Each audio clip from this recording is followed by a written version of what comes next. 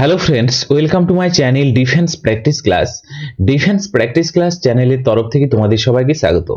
প্রত্যেক দিনের মতো আজকেও চলে এসেছে আরেকটি নতুন ভিডিও নিয়ে, এবং আজকের এই ভিডিওতে আমরা আলোচনা করব ওয়েস্ট বেঙ্গল স্কুল সার্ভিস কমিশনের গ্রুপ সি এবং গ্রুপ ডির জন্য কিছু কমনযোগ্য প্রশ্ন উত্তর। যে প্রশ্নগুলো তোমাদের পরীক্ষাতে আসার চান্স রয়েছে সেই প্রশ্নগুলোই আজকের এই ভিডিওতে আলোচনা করব। এবং অলরেডি আমাদের 1 থেকে 180 পর্যন্ত প্র্যাকটিস সেট হয়ে গিয়েছে। তোমরা যারা না দেখেছো অবশ্যই দেখে নেবে, আমি ডেসক্রিপশনে প্লেলিস্টের লিংক দিয়ে দেবো। এবং আজকের এই ভিডিওটি খুবই গুরুত্বপূর্ণ, কারণ আমরা বাছাই করা প্রশ্নগুলো আজকের এই ভিডিওতে আলোচনা করব। তো ভিডিওটি তোমরা প্রথম থেকে শেষ পর্যন্ত দেখো। তো ফার্স্ট প্রশ্ন কি বলেছে দেখো, অলকানন্দা ও মন্দাকিনী নদীর সঙ্গম হয় কোথায়? 4টি অপশন রয়েছে, সঠিক উত্তর অবশ্যই নিচে কমেন্ট বক্সে কমেন্ট করে জানাও। রাইট অ্যান্সার হয়ে যাবে রুদ্রপ্রয়াগ নামে পরিচিত। রাইট অ্যান্সার হয়ে যাবে অপশন সি, অলকানন্দা ও মন্দাকিনীর সঙ্গম স্থল হচ্ছে রুদ্রপ্রয়াগ নামে পরিচিত। এছাড়াও তোমরা মনে রাখবে নন্দপ্রয়াগ। তো নন্দপ্রয়াগ কাকে বলা হয়? নন্দপ্রয়াগ বলা হয় অলকানন্দা এবং মন্দাকিনীর মিলিত প্রবাহ। দেবপ্রয়াগ কাকে বলা হয়? দেবপ্রয়াগ বলা হয় অলকানন্দা এবং দেবপ্রয়াগ বলা হয় ভাগীরথী নদীর। ওকে, তাছাড়াও হচ্ছে ভাগীরথী নদীর মিলিত প্রবাহ দেবপ্রয়াগ নামে পরিচিত। কর্ণপ্রয়াগের কথা যদি বলা হয় অলকানন্দা এবং পিণ্ডরী, ওকে, এবং পিণ্ডর নদীর মিলিত প্রবাহ কর্ণপ্রয়াগ নামে পরিচিত। এবং আরেকটি তোমাদের পরীক্ষাতে প্রশ্ন আছে নন্দপ্রয়াগ। ওকে, নন্দপ্রয়াগের কথা যদি বলা হয়, নন্দপ্রয়াগ হচ্ছে অলকানন্দা এবং নন্দাকিনী নদীর মিলিত প্রবাহ নন্দপ্রয়াগ নামে পরিচিত। তো তার সাথে সাথে এই পয়েন্টগুলো নোট করে নেবে। নেক্সট প্রশ্ন দেখো, 2 নম্বর প্রশ্ন, নর্মদা নদীর উৎসস্থল কোথায়? সঠিক উত্তরটি হয়ে যাবে অপশন সি, অমরকন্টক। মধ্যপ্রদেশ রাজ্যের অমরকন্টক পর্বত থেকে নর্মদা নদীর উৎসস্থল। Option C is the correct answer. এছাড়াও তোমরা আরো কিছু পয়েন্ট মনে রাখবে। মহাবালেশ্বরের কথা যদি বলা হয়, এটি হচ্ছে কৃষ্ণা নদীর হচ্ছে উৎসস্থল। ওকে, এছাড়াও তোমাদের ত্রিম্বকেশ্বর যদি বলা হয়, গোদাবরী নদীর উৎসস্থলের কথা যদি বলা হয় ত্রিম্বকেশ্বর পর্বত থেকে, এবং ব্রহ্মগিরি পর্বত থেকে হচ্ছে কাবেরী নদীর উৎসস্থল। তো তার সাথে সাথে এই পয়েন্টগুলো মনে রাখবে, কৃষ্ণা নদী মহাবালেশ্বর পর্বত থেকে, ত্রিম্বকেশ্বর থেকে গোদাবরী নদী, এবং ব্রহ্মগিরি থেকে হচ্ছে কাবেরী নদী। তো তার সাথে সাথে পয়েন্টগুলো মনে রাখবে। নেক্সট 3 নম্বর প্রশ্ন, ধোঁয়াধার জলপ্রপাত কোন নদীতে অবস্থিত? এই প্রশ্নের সঠিক উত্তরটি হয়ে যাবে নর্মদা নদী। Option B is the correct answer. Narmada নদী ধোঁয়াধার জলপ্রপাত সৃষ্টি করে কোথায় করে? মধ্যপ্রদেশে করে। মধ্যপ্রদেশের কোথায়? জব্বলপুরে। মধ্যপ্রদেশের জব্বলপুরে ধোঁয়াধার জলপ্রপাত দেখতে পাওয়া যায় নর্মদা নদীর। ওকে, নেক্সট প্রশ্ন দেখো, 4 নম্বর প্রশ্ন কি বলেছে, দক্ষিণ গঙ্গা বা বৃদ্ধ গঙ্গা বলা হয় কাকে? সঠিক উত্তরটি হয়ে যাবে অপশন বি, গোদাবরী নদীকে বলা হয়। দৈর্ঘ্যের কারণে একে বৃদ্ধ গঙ্গা বলা হয়, এবং এটি হচ্ছে দক্ষিণ ভারতের হচ্ছে দীর্ঘতম নদী। ওকে, এছাড়াও আরো কিছু পয়েন্ট মনে রাখবে, যেমন কাবেরী নদীর কথা যদি বলা হয়, কাবেরী নদী এটি দক্ষিণের গঙ্গা বলা হয়। একে কি বলা হয়? দক্ষিণের গঙ্গা বলা হয়। পবিত্রতার কারণে একে দক্ষিণের গঙ্গা বলা হয়, তোমরা মনে রাখবে। নেক্সট প্রশ্ন দেখো, 5 নম্বর প্রশ্ন, হীরাকুন্দ বাঁধ কোন নদীতে নির্মিত? সঠিক উত্তরটি হয়ে যাবে Mahanadi. Option A is the correct answer. কোন রাজ্যে অবস্থিত মহানদী? উড়িষ্যা রাজ্যে অবস্থিত। কোন রাজ্যে? উড়িষ্যা রাজ্যে। এছাড়াও তোমরা মনে রাখবে হীরাকুন্দের কথা। হীরাকুন্দ তোমাদের পরীক্ষাতে আসে। হীরাকুন্দ ড্যাম এটি হচ্ছে ভারতের দীর্ঘতম বাঁধ। হীরাকুন্দ হচ্ছে ভারতের দীর্ঘতম বাঁধ, এবং এটি ভারতের হচ্ছে তেহরি বাঁধের কথা যদি বলা হয়, তেহরি বাঁধ এটি হচ্ছে ভারতের সর্বোচ্চ, ওকে, সর্বোচ্চ হচ্ছে হাইয়েস্ট বাঁধ হচ্ছে এটি তেহরি বাঁধ, এবং এই হীরাকুন্দ হচ্ছে লংগেস্ট বাঁধ। নেক্সট প্রশ্ন দেখো, 6 নম্বর প্রশ্ন, বাংলাদেশে ব্রহ্মপুত্র নদী কি নামে পরিচিত? সঠিক উত্তরটি হয়ে যাবে বাংলাদেশে ব্রহ্মপুত্র নদী যমুনা নামে পরিচিত। Option B is the right answer. কি নামে? যমুনা নামে পরিচিত। এছাড়াও তোমরা কিছু প্রশ্ন মনে রাখবে, যেমন পদ্মা নদী। পদ্মা নদী গঙ্গা নদী বাংলাদেশে পদ্মা নামে পরিচিত। ওকে, এছাড়াও তোমরা মনে রাখবে গঙ্গা নদী তো পদ্মা নামে পরিচিত এবং ব্রহ্মপুত্র নদী হচ্ছে যমুনা নামে পরিচিত। ওকে, ব্রহ্মপুত্র হচ্ছে যমুনা নামে পরিচিত এবং পদ্মা এবং যমুনা নদী মিলিত হয়ে কি উৎপন্ন হয়? মেঘনা উৎপন্ন করেছে বাংলাদেশে। ওকে, মেঘনা নদী। পদ্মা এবং যমুনা মিলিত হয়ে অর্থাৎ ভারতের গঙ্গা এবং আমাদের যে ব্রহ্মপুত্র নদী সেটি মিলিত হয়ে বাংলাদেশে মেঘনা সৃষ্টি হয়েছে। এছাড়াও সাংপোর কথা যদি বলা হয়, সাংপো এটি তিব্বতে ব্রহ্মপুত্র নদী সাংপো নামে পরিচিত। তিব্বতে ব্রহ্মপুত্র নদী সাংপো নামে পরিচিত। এই প্রশ্নটাও মনে রাখবে। নেক্সট প্রশ্ন দেখো, 7 নাম্বার প্রশ্ন, ভারতের কোন নদীকে লাল নদী বলা হয়? ভারতের কোন নদীকে লাল নদী বলা হয়? সঠিক উত্তর হয়ে যাবে ব্রহ্মপুত্রকেই বলা হয়। Option B is the right answer. আসামে লোহাযুক্ত মাটি জলে মেশার ফলে এর জল লালচে দেখায়, তাই ব্রহ্মপুত্র নদীকে লাল নদীও বলা হয়। ওকে, এছাড়াও আরো কিছু পয়েন্ট মনে রাখবে, যেমন কোশি নদীর কথা যদি বলা হয়, কোশি নদী একে কি বলা হয়? একে বলা হয় বিহারের দুঃখ বলা হয়। বিহারের দুঃখ বলা হয় কোশি নদীকে। এছাড়া তোমরা মনে রাখবে দামোদর নদীকে কি বলা হয়? বাংলার দুঃখ বলা হয়।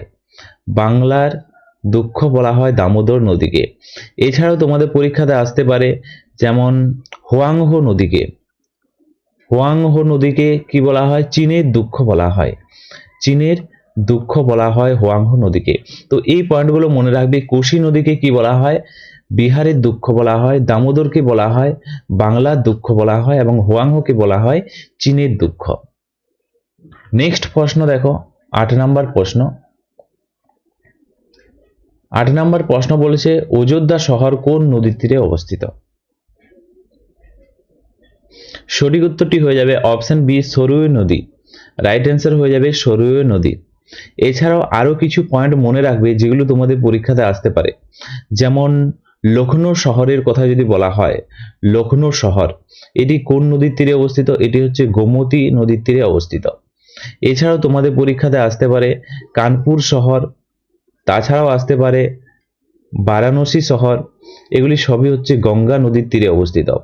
ওকে, এছাড়াও তোমাদের পরীক্ষাতে প্রশ্ন আসতে পারে কলকাতা কোন নদীর তীরে অবস্থিত? তো তোমরা মনে রাখবে এটি হবে হুগলি নদী।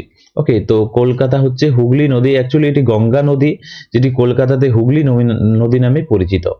ওকে, এছাড়াও তোমাদের পরীক্ষাতে আসতে পারে ভারতের রাজধানী দিল্লি, আর তাছাড়াও আসতে পারে আগ্রা শহর, এটি কোন নদীর তীরে অবস্থিত? এগুলি সবই হচ্ছে যমুনা নদীর তীরে অবস্থিত। ওকে, এবং আরেকটি প্রশ্ন আছে অযোধ্যা তোমরা নিশ্চয়ই জানো, অযোধ্যা শহর এটি হচ্ছে সরয়ু নদীর তীরে অবস্থিত। নেক্সট প্রশ্ন দেখো, 9 নম্বর প্রশ্ন, ভারতের বৃহত্তম লোনা জলের হ্রদ কোনটি? সঠিক উত্তরটি হয়ে যাবে চিল্কা। রাইট অ্যান্সার হয়ে যাবে option B is the right answer, Chilka. এটি কোন রাজ্যে অবস্থিত? এটি হবে উড়িষ্যা রাজ্যে অবস্থিত চিল্কা হ্রদ। ওকে, এবং পুলিকট হ্রদের কথা যদি বলা হয়, এটি কোন রাজ্যে অবস্থিত? এটি অন্ধ্রপ্রদেশ এবং তামিলনাড়ু রাজ্যের সীমান্তে অবস্থিত এবং দ্বিতীয় বৃহত্তম লেগুন হচ্ছে পুলিকট। ওকে, এছাড়াও তোমরা মনে রাখবে লোনারের কথা বলা হয়েছে, এটি কোথায় অবস্থিত? এটি হচ্ছে মহারাষ্ট্র রাজ্যে অবস্থিত এবং এটি হচ্ছে উল্কা পতনের ফলে সৃষ্ট এই হ্রদ, এবং এটি হচ্ছে মহারাষ্ট্র রাজ্যে অবস্থিত লোনার ঝিল, এটি উল্কা পতনের ফলে সৃষ্টি হয়েছে। নেক্সট প্রশ্ন দেখো, 10 নাম্বার প্রশ্ন, শ্রীনগরের গহনা কোন হ্রদকে বলা হয়? সঠিক উত্তর হয়ে যাবে ডাল হ্রদকে বলা হয়, ডাল ঝিলকে বলা হয়। অপশন সি সঠিক উত্তর। এখানে বিখ্যাত শিকারা অর্থাৎ নৌকা ভ্রমণ হয়। শিকারার কথা যদি বলা হয়, শিকারা ভ্রমণ হয় ডাল হ্রদে, এবং শীতকালে এই হ্রদ জল জমে যায়, বরফে পরিণত হয়। নেক্সট প্রশ্ন দেখো, 11 নম্বর প্রশ্ন, বিশ্বের একমাত্র ভাসমান জাতীয় উদ্যান কেইবুল লামজাও জাতীয় উদ্যান কোথায় অবস্থিত? বিশ্বের একমাত্র ভাসমান জাতীয় উদ্যান কেইবুল লামজাও জাতীয় উদ্যান মণিপুর রাজ্যে অবস্থিত। সঠিক উত্তর কি হবে? মণিপুরের লোকটাক ঝিলে অবস্থিত। রাইট অ্যান্সার হয়ে যাবে option A. Okay, option A মণিপুরের লোকটাক ঝিলে অবস্থিত এবং এখানে বিভিন্ন প্রজাতির হরিণ পাওয়া যায়, বিভিন্ন প্রজাতির হরিণ লক্ষ্য করা যায়। ওকে, নেক্সট প্রশ্ন দেখো, 12 নম্বর প্রশ্ন, শ্রীহরিকোটা দ্বীপ কোন হ্রদের কাছে অবস্থিত? শ্রীহরিকোটা দ্বীপ কোন হ্রদের কাছে অবস্থিত? রাইট অ্যান্সার হয়ে যাবে পুলিকট। রাইট অ্যান্সার হয়ে যাবে option B is the right answer, Pulicat হ্রদের কাছে অবস্থিত। এবং তোমরা মনে রাখবে শ্রীহরিকোটা কোন রাজ্যে অবস্থিত যদি বলা হয়, এটি হচ্ছে অন্ধ্রপ্রদেশ। এটি হচ্ছে অন্ধ্রপ্রদেশ রাজ্যে অবস্থিত এবং এটি হচ্ছে একটি রকেট উৎক্ষেপণ কেন্দ্র। ইসরোর একটি কেন্দ্র হচ্ছে অন্ধ্রপ্রদেশের শ্রীহরিকোটা। ওকে, যাকে সতীশ ধাওয়ান স্পেস সেন্টার বলা হয়, সতীশ ধাওয়ান স্পেস সেন্টার বলা হয়। ওকে, এবং এই হ্রদটি বঙ্গোপসাগর থেকে আলাদা হয়ে আছে এবং পুলিকট হ্রদের কাছেই অবস্থিত শ্রীহরিকোটা। নেক্সট প্রশ্ন দেখো, 13 নম্বর প্রশ্ন, কোন জলপ্রপাতকে ভারতের নায়াগ্রা বলা হয়? সঠিক উত্তর হয়ে যাবে এই প্রশ্নের Chitrakoot. Option B is the right answer. এবং এটি কোন রাজ্যে অবস্থিত যদি বলা হয়, এটি হচ্ছে ছত্তিশগড় রাজ্যে অবস্থিত চিত্রকূট জলপ্রপাত। ওকে, চিত্রকূটে রয়েছে নায়াগ্রা জলপ্রপাত ভারতের। এবং এছাড়াও তোমরা মনে রাখবে ইন্দ্রাবতী নদীর উপর এটি অবস্থিত। এটি কোন নদীর উপর অবস্থিত? ইন্দ্রাবতী। ইন্দ্রাবতী নদীর উপর অবস্থিত এবং এর আকৃতি কি ঘোড়ার নালের মতো। এর আকৃতি হচ্ছে ঘোড়ার নালের মতো, নালের মতো। নায়াগ্রার সাথে তুলনা করা হয়েছে। ভারতের নায়াগ্রা বলা হয় চিত্রকূট জলপ্রপাতকে, যেটি ছত্তিশগড় রাজ্যে অবস্থিত। নেক্সট প্রশ্ন দেখো, 14 নম্বর প্রশ্ন, ভারতের সর্বোচ্চ জলপ্রপাত কুঞ্চিকল কোন রাজ্যে অবস্থিত? সঠিক উত্তর হয়ে যাবে Karnataka. Option is the right answer. রাজধানীর কথা যদি বলা হয়, রাজধানী হচ্ছে বেঙ্গালুরু, হচ্ছে কর্ণাটকের রাজধানীর নাম। এবং এটি কোন নদীর তীরে অবস্থিত যদি বলা হয়, এটি কোন নদীর উপর? এটি হচ্ছে বরাহি নদীর উপর অবস্থিত কুঞ্চিকল জলপ্রপাত। এর উচ্চতার কথা যদি বলা হয়, 455 মিটার হচ্ছে এর উচ্চতা। নেক্সট প্রশ্ন দেখো, 15 নম্বর প্রশ্ন, ভারতের সর্বোচ্চ বাঁধ তেহরি বাঁধ কোন নদীতে অবস্থিত? সঠিক উত্তরটি হয়ে যাবে অপশন বি, ভাগীরথী নদীর উপর অবস্থিত। এবং ভাগীরথী নদী এটি হচ্ছে উত্তরাখণ্ড রাজ্যে অবস্থিত তেহরি বাঁধ। এছাড়াও তোমাদের পরীক্ষাতে প্রশ্ন আসতে পারে যে ভাগড়া নাঙ্গাল বাঁধ কোন নদীতে অবস্থিত। তোমাদের পরীক্ষাতে প্রশ্ন আসতে পারে ভাগড়া নাঙ্গাল। ভাগড়া নাঙ্গালের কথা যদি বলা হয়, সেখানে হয়ে যাবে শতদ্রু নদীর উপর অবস্থিত এবং বৃহত্তম গ্রেভিটি বাঁধ এটি।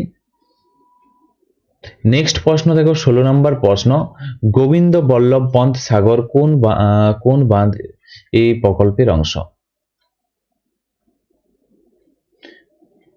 তো এটি হচ্ছে ভারতের বৃহত্তম কৃত্রিম হ্রদ গোবিন্দ বল্লভ পন্থ সাগর।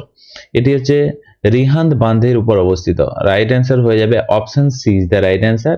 এটি হচ্ছে উত্তরপ্রদেশ রাজ্যে অবস্থিত। গোবিন্দ বল্লভ পন্থ ছিল উত্তরপ্রদেশের প্রথম মুখ্যমন্ত্রী। উত্তরপ্রদেশের প্রথম মুখ্যমন্ত্রীর কথা যদি বলা হয়, মুখ্যমন্ত্রী হচ্ছে গোবিন্দ বল্লভ পন্থ। ওকে, তার নাম অনুসারেই এই নাম রাখা হয়েছে এটি, এই প্রকল্পটির। এবং এটি হচ্ছে সোনভদ্র জেলায় অবস্থিত। নেক্সট প্রশ্ন দেখো, 17 নম্বর প্রশ্ন, বাগলিহার বাঁধ কোন নদীতে অবস্থিত? বাগলিহার বাঁধের কথা যদি বলা হয়, রাইট অ্যান্সার হয়ে যাবে ঝিলাম নদী। Option is the right answer. Next প্রশ্ন দেখো, 18 নম্বর প্রশ্ন, নাগার্জুন সাগর বাঁধ কোন নদীতে অবস্থিত? সঠিক উত্তর হয়ে যাবে কৃষ্ণা নদী। Option C is the right answer. এবং এটি কোন রাজ্যে অবস্থিত যদি বলা হয়, এটি হচ্ছে তেলেঙ্গানা রাজ্য। তেলেঙ্গানা রাজ্য এবং অন্ধ্রপ্রদেশ এই দুইটি রাজ্যে অবস্থিত। ওকে, এবং তোমরা মনে রাখবে কাবেরী নদীর ওপর অবস্থিত মেট্টুর বাঁধ। মেট্টুর বাঁধের কথা যদি বলা হয়, কাবেরী নদীর উপর অবস্থিত হচ্ছে মেট্টুর বাঁধ। ওকে, তোমাদের পরীক্ষাতে আসতে পারে। এছাড়াও তোমাদের পরীক্ষাতে আসতে পারে কৃষ্ণা নদীর ওপর অবস্থিত হচ্ছে আলমাটি বাঁধ। ওকে, কৃষ্ণা নদীর উপর আরেকটি বাঁধ রয়েছে, সেটি হচ্ছে আসতে পারে আলমাটি বাঁধ। আলমাটি বাঁধ এটি হচ্ছে কৃষ্ণা নদীর উপর অবস্থিত, এটি হচ্ছে কর্ণাটক রাজ্যে অবস্থিত। এবং এই কাবেরী নদীর উপর অবস্থিত মেট্টুর বাঁধের কথা যদি বলা হয়, এটি হচ্ছে তামিলনাড়ু রাজ্যে অবস্থিত। নেক্সট প্রশ্ন দেখো, 19 নম্বর প্রশ্ন কি বলেছে, সর্দার সরোবর বাঁধ কোন নদীতে অবস্থিত? সঠিক উত্তর হয়ে যাবে নর্মদা নদী। Option B is the right answer. এবং এটি কোন রাজ্যে অবস্থিত? এটি হচ্ছে গুজরাট রাজ্যে অবস্থিত। কোন রাজ্যে অবস্থিত? এটি হচ্ছে গুজরাট রাজ্যে অবস্থিত সর্দার সরোবর বাঁধ, তোমরা মনে রাখবে।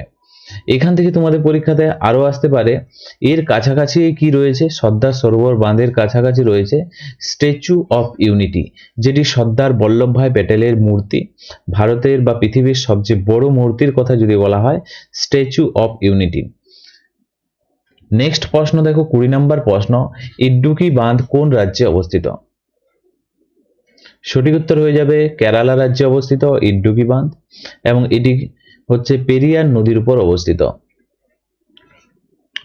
নেক্সট প্রশ্ন দেখো, 21 নম্বর প্রশ্ন, উত্তরপ্রদেশের মাতা টিলা বাঁধ কোন নদীতে অবস্থিত? এই প্রশ্নের সঠিক উত্তর কি হবে? মাতা তার পুত্র টিলার জন্য পরীক্ষা নিচ্ছে, এটি একটি ট্রিক্স ভেবে রাখো। ওকে, এটি একটি ট্রিক্স ভেবে রাখো। মাতা তার পুত্র অর্থাৎ তার বেটার জন্য বা পরীক্ষা দেওয়ার জন্য চিন্তা করছে, তার জন্য বেটা অর্থাৎ বেতোয়া। ওকে, রাইট অ্যান্সার হয়ে যাবে অপশন বি, বেতোয়া। নেক্সট প্রশ্ন দেখো, 22 নম্বর প্রশ্ন, আমাদের সৌরজগতের ছায়াপথ অর্থাৎ গ্যালাক্সির নাম কি? এই প্রশ্নের সঠিক উত্তর হয়ে যাবে, আমাদের সৌরজগতের গ্যালাক্সির নাম হচ্ছে, রাইট অ্যান্সার হয়ে যাবে milk way. Option A is the right answer, যাকে বলা হয় আকাশ গঙ্গা বলা হয়।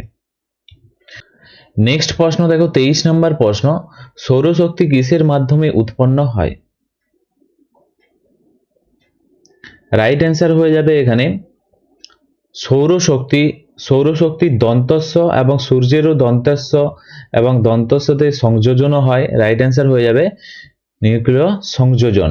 রাইট অ্যান্সার হয়ে যাবে নিউক্লিয় fusion. Option A is the right answer. তো নিউক্লিয় ফিউশন অর্থাৎ নিউক্লিয় সংযোজন বলা হয় যাকে, ফিউশনকে কি বলা হয়? সংযোজন বলা হয়। তাহলে দন্তস্ব থেকে সংযোজন, দন্তস্ব থেকে সূর্য। Option A is the right answer, তোমরা মনে রাখবে। নেক্সট প্রশ্ন দেখো, 24 নম্বর প্রশ্ন, সৌরজগতের কোন গ্রহকে লাল গ্রহ বলা হয়? লাল গ্রহ কাকে বলা হয়? এখানে প্রচুর আয়রন অক্সাইড থাকে অর্থাৎ জং থাকে। মঙ্গল is the right answer. Option B is the right answer. তো লাল গ্রহ কাকে বলা হয়? মঙ্গলকে বলা হয়, কারণ মঙ্গলে অনেক জং লাগে অর্থাৎ আয়রন অক্সাইডের কারণে। ওকে, আয়রন অক্সাইডের কারণে তোমরা মনে রাখবে লাল দেখায়। লাল অর্থাৎ আয়রন মানে হচ্ছে জং লাগে, তার জন্য তোমরা মনে রাখবে মঙ্গলকে লাল গ্রহ বলা হয়, কারণ আয়রন অক্সাইড থাকার কারণে, জং লাগার কারণে। নেক্সট প্রশ্ন দেখো, 25 নম্বর প্রশ্ন, সৌরজগতের সবচেয়ে ছোট্ট গ্রহ কোনটি? সবচেয়ে ছোট্ট, বাচ্চারা খুব চঞ্চল হয় এবং জোরে তারা দৌড়ায় এবং বুধ সূর্যের চারদিকে দ্রুত ঘুরে, এভাবে তোমরা মনে রাখবে। নেক্সট প্রশ্ন দেখো, 26 নম্বর প্রশ্ন, কোন গ্রহকে শায়িত গ্রহ বা সবুজ গ্রহ বলা হয়?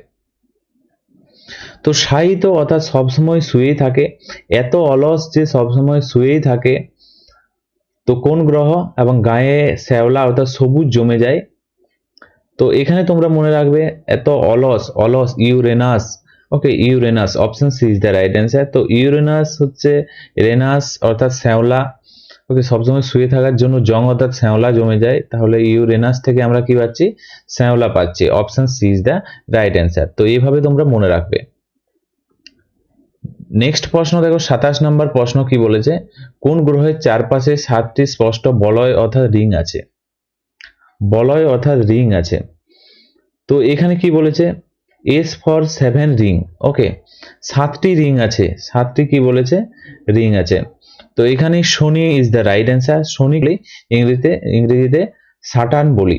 ওকে, সাটার্নের প্রথমে কি আছে? এস আছে, এবং এস ফর কি? 7 রিং আছে। ওকে, এস ফর 7 রিং আছে, তো রাইট অ্যান্সার হয়ে যাবে শনি।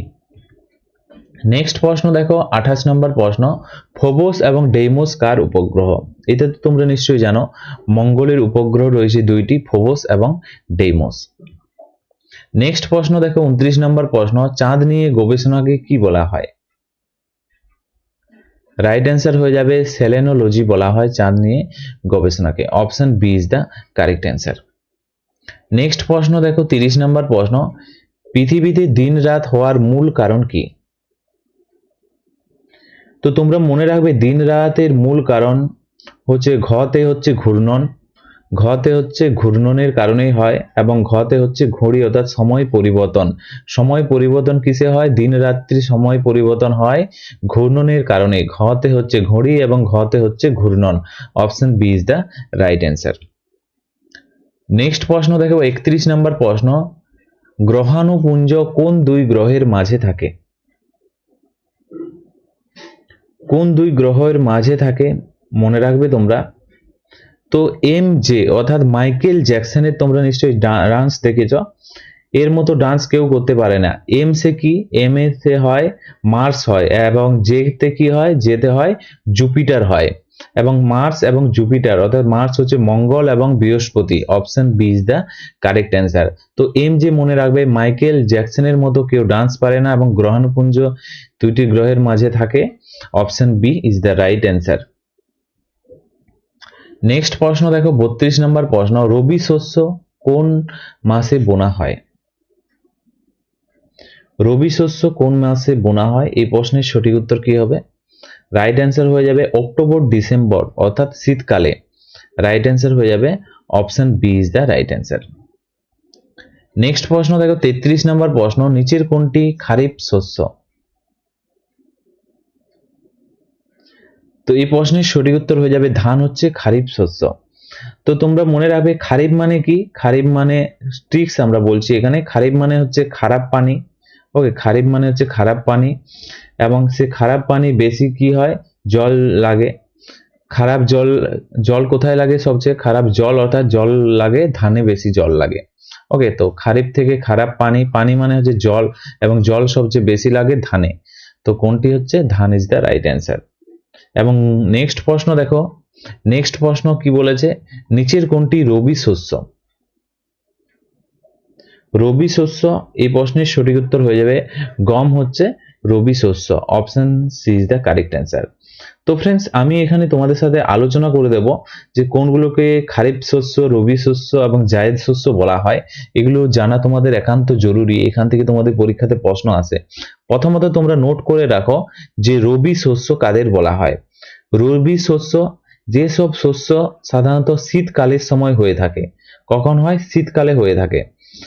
শীতকাল অর্থাৎ অক্টোবর নভেম্বর। ওকে, অক্টোবর এবং নভেম্বরে সাধারণত এই ফসলগুলো হয়ে থাকে। কোন কোন ফসল হয়ে থাকে রবি শস্য? শীতকাল অর্থাৎ অক্টোবর নভেম্বরে। এই সময় হয় বেশি হয় গম হয়, গম হয়, ধানের পর গম হয়। তাছাড়াও ধানের পর কি হয়? সরিষা হয়ে থাকে, সরিষা হয়। তাছাড়াও এই সময় ছোলা হয়, এই সময় মটর হয়, বার্লি হয়। এগুলো হয়ে থাকে শীতকালে অর্থাৎ অক্টোবর নভেম্বর। একে রবি শস্য বলা হয়। এবং খারিফ শস্য কাদের বলা হয়? খারিফ শস্য কখন হয়? খারিফ শস্য, খারিফ অর্থাৎ বর্ষাকালে হয়ে থাকে এই শস্য। বর্ষাকাল অর্থাৎ বর্ষাকাল কখন হয়? বর্ষাকাল হয় জুন এবং জুলাই। জুন জুলাই বর্ষাকাল হয়ে থাকে। এবং এই সময় কি হয়? বর্ষাকাল মানেই মনে রাখবে ধান হয়। বর্ষাকাল মানেই ভুট্টা হয়ে থাকে। বর্ষাকাল মানে হচ্ছে জোয়ার হয়ে থাকে, সবচেয়ে বেশি জল চায়। পাটে সব থেকে বেশি জল চায়। তুলা, এগুলাতে বেশি জল চায়। জুন জুলাই বোনা হয় খারিফ শস্য। এবং আরেকটি রয়ে গেছে জায়েদ শস্য। ওকে, জায়েদ শস্যের কথা যদি বলা হয়, এটি হয় গ্রীষ্মকালে। তো তোমরা নিচে কমেন্ট বক্সে কমেন্ট করে জানাও গ্রীষ্মকালে কোন কোন ফসলগুলো ভালো হয়। গ্রীষ্মকাল অর্থাৎ গ্রীষ্মকাল কখন হয়? মার্চ মাসে, মার্চ এপ্রিল এগুলিতে গ্রীষ্মকাল হয়ে থাকে। এই সময় কি কি ফসল ভালো হয়? গ্রীষ্মকাল তরমুজ ভালো হয়। গরমের সময় কি হয়? তরমুজ হয়। তাছাড়াও কি হয়? শশা হয়। তাছাড়াও কি হয়? করলা হয়ে থাকে। তাছাড়াও কি হয়? কুমড়ো হয়ে থাকে। তো এই পয়েন্টগুলো তোমরা নোট করে রাখবে। রবি শস্য, খারিফ শস্য এবং জায়দ শস্য কোন সময় হয়, কোন কোন মাসে হয় এবং কি কি হয় এবং এগুলিকে কি বলা হয়, কি শস্য এগুলো থেকে তোমাদের পরীক্ষাতে প্রশ্ন দিয়ে দেবে। নেক্সট প্রশ্ন দেখো 35 নাম্বার, তরমুজ এবং খরমুজ কোন মরশুমের ফসল? তো একটু আগেই বললাম তোমাদেরকে, তরমুজ এবং এগুলি সবই হচ্ছে রাইট অ্যান্সার হয়ে যাবে জায়দ শস্য, গ্রীষ্মকালে হয়ে থাকে। Option C is the right answer. Okay, জায়দ শস্য এটি হচ্ছে গ্রীষ্মকালে এপ্রিল বা জুন জুলাইতে এগুলো হয়ে থাকে। নেক্সট 36 নম্বর প্রশ্ন, ভারতের সবুজ বিপ্লবের জনক কাকে বলা হয়? রাইট অ্যান্সার হয়ে যাবে, ভারতে বলা হয় এম.এস. স্বামীনাথনকে বলা হয়। Option B is the right answer. এবং বিশ্বের কথা যদি বলা হয়, বিশ্বের সবুজ বিপ্লবের জনক কাকে বলা হয়? নরম্যান বোরলগকে বলা হয়। নেক্সট প্রশ্ন দেখো 37 নম্বর প্রশ্ন, গোল বিপ্লব কিসের সাথে সম্পর্কিত? রাইট অ্যান্সার হয়ে যাবে অপশন সি, আলুর সাথে সম্পর্কিত। নেক্সট প্রশ্ন 38 নম্বর প্রশ্ন, উত্তরপ্রদেশের একমাত্র আফিং ফ্যাক্টরি কোথায়? খুবই গুরুত্বপূর্ণ, 3টি স্টার দিয়ে রাখো। উত্তরপ্রদেশে একমাত্র আফিং ফ্যাক্টরি রয়েছে। রাইট অ্যান্সার হয়ে যাবে আফিং ফ্যাক্টরি গাজীপুরে রয়েছে। রাইট অ্যান্সার হয়ে যাবে option C is the right answer. Next প্রশ্ন দেখো 39 নম্বর প্রশ্ন, ভারতীয় সবজি গবেষণাগার কেন্দ্র কোথায় অবস্থিত?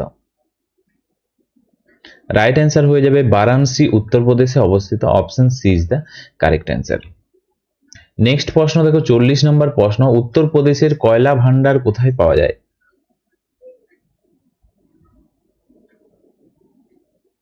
রাইট অ্যান্সার হয়ে যাবে সোনভদ্রতে পাওয়া যায়। Option C is the right answer. এবং পশ্চিমবঙ্গের কথা যদি বলা হয়, পশ্চিমবঙ্গের কয়লা ভান্ডার কে বলা হয়? রানীগঞ্জকে বলা হয়। ওকে, রানীগঞ্জকে বলা হয়, তোমরা মনে রাখবে। ঝাড়খণ্ডের কথা যদি বলা হয়, ঝাড়খণ্ডের ঝরিয়াকে বলা হয়।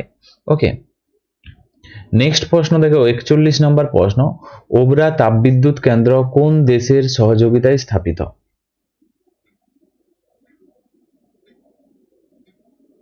তো তোমরা মনে রাখবে, এখানে তোমরা একটি ট্রিক্সের মাধ্যমে মনে রাখবে, এটি একটি ট্রিক্সের মাধ্যমে মনে রাখবে। কি বলেছে? ওবরা তাপবিদ্যুৎ কেন্দ্র, ওবরা। ওকে, ও বো রায়াকার, ওবরা। ও থেকে আমরা কি পাচ্ছি? ও ব্রা, অর্থাৎ ও ভাই, ও ভাই। তোমরা মনে রাখবে ওবরা থেকে আসছে ও ভাই। তো আমাদের ভাই ভাই কোন দেশ? এগুলোর মধ্যে আমাদের ভাই ভাই কোন দেশ রয়েছে? ভাই ভাই রয়েছে আমাদের রাশিয়া। রাশিয়াই আমাদের ভাই ভাই দেশ। Option B is the right answer. Okay, তো ওবরা হচ্ছে রাশিয়ার দেশের সহযোগিতায় স্থাপিত। নেক্সট হচ্ছে 42 নাম্বার, সম্পত্তির অধিকার কোন সংশোধনীর মাধ্যমে বাদ দেওয়া হয়েছে? রাইট অ্যান্সার হয়ে যাবে 44তম। Option B is the right answer. তো সংবিধান থেকে আমি অনেক প্রশ্ন তোমাদেরকে আগে করিয়েছি, তোমরা যারা আগের ভিডিওগুলি না দেখেছো দেখে নেবে। 1978 সালে 44তম সংবিধান সংশোধনের মাধ্যমে সম্পত্তির অধিকারকে বাদ দেওয়া হয়েছে। নেক্সট প্রশ্ন দেখো কি বলেছে 43, অস্পৃশ্যতা দূরীকরণ সংবিধানের কোন অনুচ্ছেদে আছে? খুবই গুরুত্বপূর্ণ প্রশ্ন এবং তোমরা এটা ট্রিক্সের মাধ্যমে মনে রাখলে খুবই ভালো। আগে তো আমি বলে দিয়েছি অনেকবার, কিন্তু ট্রিক্সের মাধ্যমে বলিনি, আজকে আমি বলে দিচ্ছি ট্রিক্সের মাধ্যমে কিভাবে মনে রাখবে তোমরা। অস্পৃশ্যতা মানে কি? অস্পৃশ্যতার মানে হচ্ছে একসাথে না বসা। অস্পৃশ্যতা মানে একসাথে না থাকা, এক আর সাথে, এক মানে হচ্ছে একসাথে, এক আর সাথে মানে হচ্ছে সাত। তাহলে এক আর সাত কোথায় রয়েছে? অপশন বি, অনুচ্ছেদ 17 থেকে। তো এভাবে তোমরা মনে রাখতে পারো অস্পৃশ্যতা দূরীকরণ। অস্পৃশ্যতা মানে কি হচ্ছে একসাথে না থাকা, একসাথে না বসা। ওকে, এক আর সাত মানে 1 আর 17, মানে 17 নম্বর অনুচ্ছেদে রয়েছে অস্পৃশ্যতা দূরীকরণ। এভাবে তোমরা মনে রাখতে পারো। নেক্সট প্রশ্ন দেখো 44 নাম্বার, জরুরি অবস্থার সময়ও কোন অনুচ্ছেদ বাতিল করা যায় না? এই প্রশ্নের সঠিক উত্তর হয়ে যাবে জরুরি অবস্থার সময় কোন অনুচ্ছেদ বাতিল করা যায় না? 20 ও 21। রাইট অ্যান্সার হয়ে যাবে option B is the right answer. Next প্রশ্ন কি বলেছে দেখো 45, শিখদের কৃপান ধারণের অধিকার কোন অনুচ্ছেদে আছে? তো এটাও তোমরা ট্রিক্সের মাধ্যমে মনে রাখতে পারবে, কারণ এই যে সংবিধানের অনুচ্ছেদগুলো এগুলো মনে রাখা খুব জটিল। তো তোমরা ট্রিক্সের মাধ্যমে মনে রাখতে পারবে। কি বলেছে? শিখদের কৃপান ধরনের অধিকার। তো শিখদের তোমরা মনে রাখবে 5টি পবিত্র বস্তু রয়েছে। শিখদের কটি রয়েছে? 5টি রয়েছে পবিত্র বস্তু। ওকে, তো 5 থেকে আমরা কি পাবো? 5 থেকে আমরা পাবো 25 পাবো। তো রাইট অ্যান্সার হয়ে যাবে অপশন সি, 25 নম্বর অনুচ্ছেদে শিখদের কৃপান ধরনের অধিকার রয়েছে। Option C is the right answer. Next প্রশ্ন কি বলেছে দেখো 46 নম্বর প্রশ্ন, বন্দি প্রত্যক্ষীকরণ, এই option B is the right answer. তো তোমরা মনে রাখবে টু হ্যাভ দ্য বডি, সেটার মানে হচ্ছে সশরীরে হাজির করা। Option B is the correct answer. Next হচ্ছে 47 নম্বর প্রশ্ন, 1857 সালের বিদ্রোহে তাৎক্ষণিক কারণ কি ছিল? তাৎক্ষণিক কারণ ছিল চর্বিযুক্ত কার্তুজ। রাইট অ্যান্সার হয়ে যাবে option B is the correct answer. এবং প্রথম শহীদের কথা যদি বলা হয়, প্রথম শহীদ কে ছিলেন সে সময়? প্রথম শহীদ হলেন মঙ্গল পাণ্ডে। ওকে, মঙ্গল পাণ্ডে হচ্ছে 1857 সালে মহাবিদ্রোহের সময় প্রথম শহীদ, যিনি ব্যারাকপুরের ছিলেন। তিনি কোথায় ছিলেন? ব্যারাকপুরের ছিলেন, প্রথম শহীদ হয়েছিলেন। ওকে, এবং বিদ্রোহের প্রতীকের কথা যদি বলা হয়, তোমাদের পরীক্ষাতে আসতে পারে মহাবিদ্রোহের প্রতীক কি ছিল? বিদ্রোহের প্রতীক ছিল পদ্ম এবং রুটি ছিল বিদ্রোহের প্রতীক।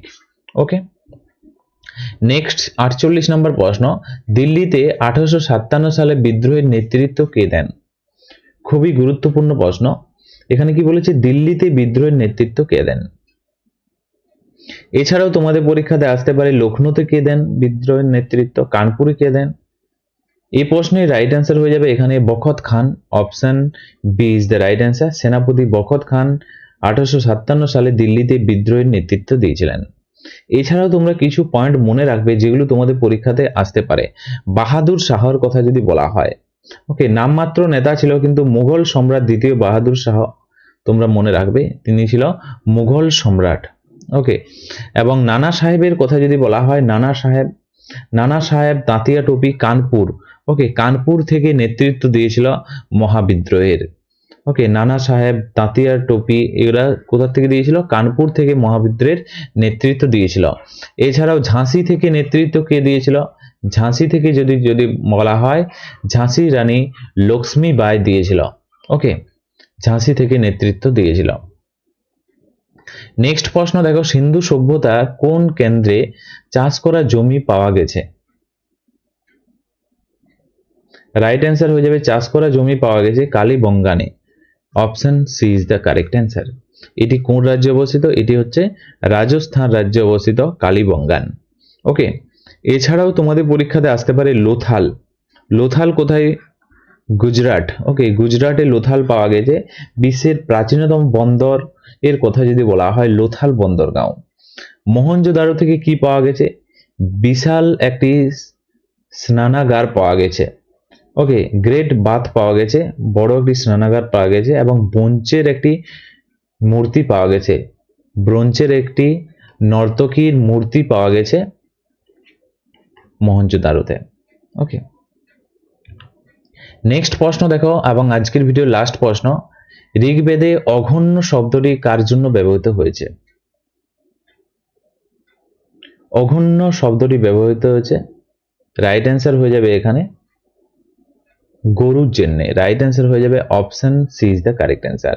তো অঘন্য মানে হচ্ছে যাকে হত্যা করা যাবে না।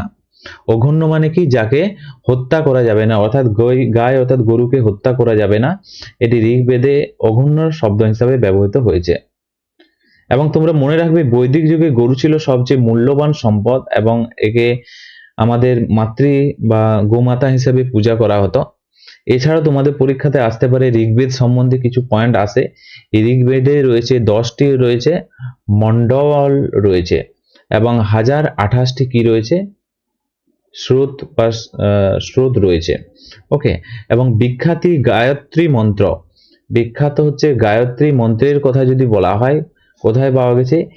ঋগ্বেদের পাওয়া গেছে, ঋগ্বেদের 3য় মণ্ডলে পাওয়া গেছে। ওকে, এছাড়াও তোমরা সামবেদের কথা যদি বলা হয়, সামবেদ কি বলা হয়, সঙ্গীতের জনক বলা হয়, সঙ্গীতের জনক বলা হয় সামবেদকে। তো তার সাথে সাথে এই পয়েন্টগুলো মনে রাখবে। তো ফ্রেন্ডস, এগুলি ছিল আজকের ভিডিওর আমাদের কিছু গুরুত্বপূর্ণ এবং বাছাই করা প্রশ্ন, যেগুলো তোমাদের পরীক্ষার জন্য খুবই গুরুত্বপূর্ণ। এবং আজকের এই ভিডিওতে তোমরা কত স্কোর করতে পারলে অবশ্যই নিচে কমেন্ট বক্সে কমেন্ট করে জানাও যে 50টি প্রশ্নের মধ্যে তোমরা এত স্কোর করতে পারলে। এবং তোমাদের কোনো রকম প্রশ্ন থাকলে অবশ্যই তোমরা সর্বাধিক পরিমাণে কমেন্ট করে নিচে জানাও। এবং আজকের এই ভিডিওটি আমরা এখানেই শেষ করছি। Thank you for watching. জয় হিন্দ, জয় ভারত।